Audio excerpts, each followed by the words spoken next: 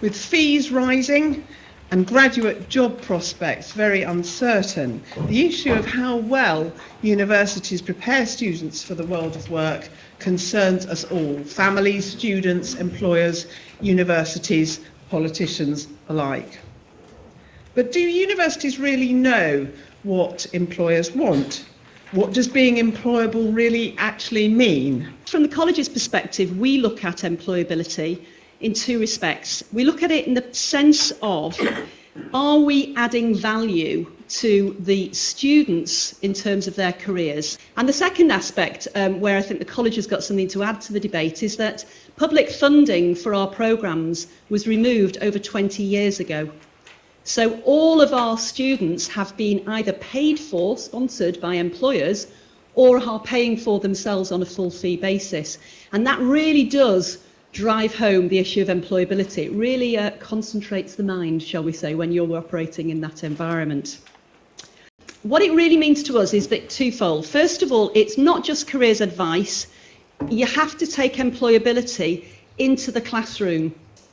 And you have to be able to go into a process of active listening, really careful active listening, to find out what it is, what skill sets do they want the next generation to have, what matters to them. And I think it's very typical of an employer to stand at the sidelines and snipe and tell universities what they're doing wrong. So I'm not going to do that throughout the rest of this debate, because I think as an employer you have no right to stand there and snipe unless you are getting involved with universities and supporting the development of curriculum, unless you are getting involved with universities and supporting the delivery of content and offering quality work placements, unless you are off going to universities and supporting the careers advice. I think you've got no right to criticise the universities if you're not doing that. Companies now openly talk about the war for talent. This was an idea launched by McKinsey in the early 90s, and the idea is that even though there's lots of graduates around, the actual talent is finite. If you're at war, if you're fighting a war for talent, what do you need? You need weapons. And that's what graduate recruiters have now. They have weapons of mass rejection. And these are being deployed on campus as we speak. So when I was a student in about 1840, all you needed was a degree to get an interview. Today, a degree just gets you to a position on the field. If you're going to be employable today, you have to be able to decode complex signals. This is where the sociology of employability is quite interesting.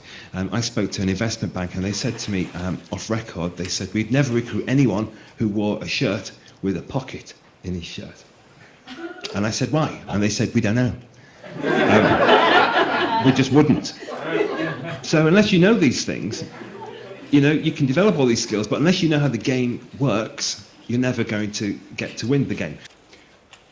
Pose your question. Why are we so interested in knowledge when it's skills that really matter? Knowledge without skills is a pretty empty vehicle. Why do we spend so much time assessing and evaluating knowledge and not the same amount of time assessing and evaluating skills? Why do we spend more time looking at how we integrate skills development within our curriculum instead of knowledge acquisition? This supply chain between universities and business. Business runs supply chains, and you communicate very well with your suppliers, and you make sure you get a seamless, just-in-time mentality, perhaps, or you make sure the quality is right. So how come we haven't got a similar relationship between universities and business?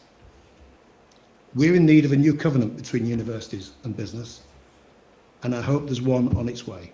Thank you.